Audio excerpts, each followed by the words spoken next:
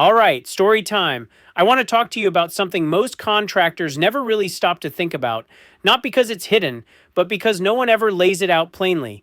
Across the United States, you've got roughly 1 million contractors: home builders, electricians, drywall guys, truck haulers, roofers, all the trades, all of them fighting over roughly $600 billion a year in residential, commercial, city, county, and state work. That's the pack of wolves. That's the meat on the bone. That's the slice of the pie everyone's chasing. And when you've got that much competition, what happens? Prices go down, margins get crushed, everyone races to the bottom. Now, here's the part nobody talks about. On the federal side, the numbers are completely different, and they're not my numbers. They're public. You can look them up yourself.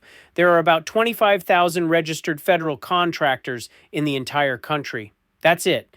Those 25,000 contractors are responsible for maintaining over 1 million federal buildings across hundreds of agencies: IRS, National Park Service, Forest Service, Bureau of Land Management, EPA, FBI, courthouses, military bases, you name it.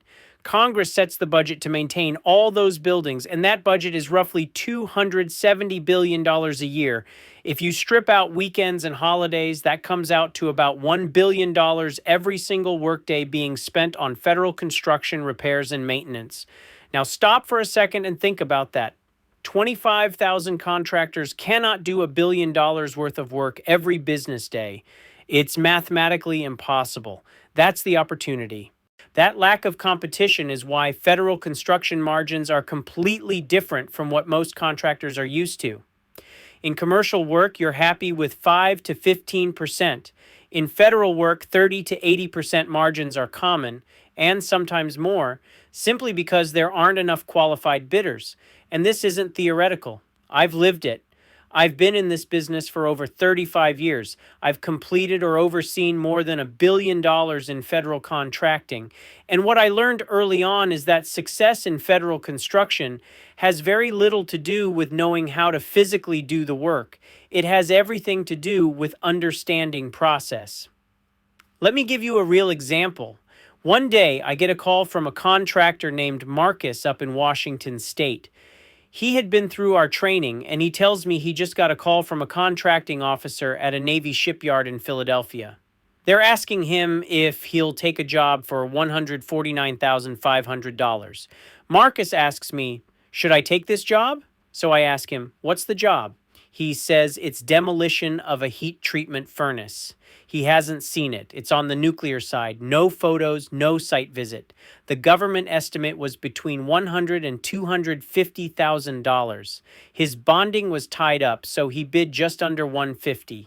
Here's the reality. He had no idea if that job would cost $10,000 more or $1 million.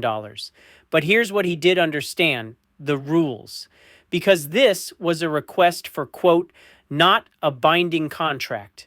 A quote is not an offer. The government's order is the offer. There is no contract until the contractor accepts it, which means there's no risk. And this is where most contractors miss the opportunity. Federal construction is a middleman's business. You negotiate the deal with the government, then you find the right subcontractors to perform the work. You control the deal. You get paid based on percent complete. The moment you're entitled, payment is required by law. There's no emotion, no delay games, no hoping you get paid. Under the Prompt Payment Act, payment is due in 14 days, and in practice, it's often faster, sometimes just 3 to 5 business days by wire transfer. And experience, it doesn't even have to be yours. Federal rules allow experience to come from key personnel or subcontractors. If your team has the experience, the government considers that experience valid. That's why federal construction rewards people who understand leverage, scripting, and positioning, right? Not just labor. A high-value contract isn't defined by size. It's defined by how little time and capital it takes compared to what it pays.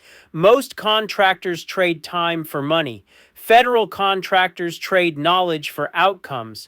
So if you've been grinding in a crowded market, watching margins shrink, wondering why it feels harder every year, and it's not you, you're just in the wrong arena. Federal construction is wide open, the money is real, the rules are clear, and the competition is thin. If you're curious about this world, or you want to talk about whether this path makes sense for you, go to gcexperts.com/Zoom, and I'll see you in the next one.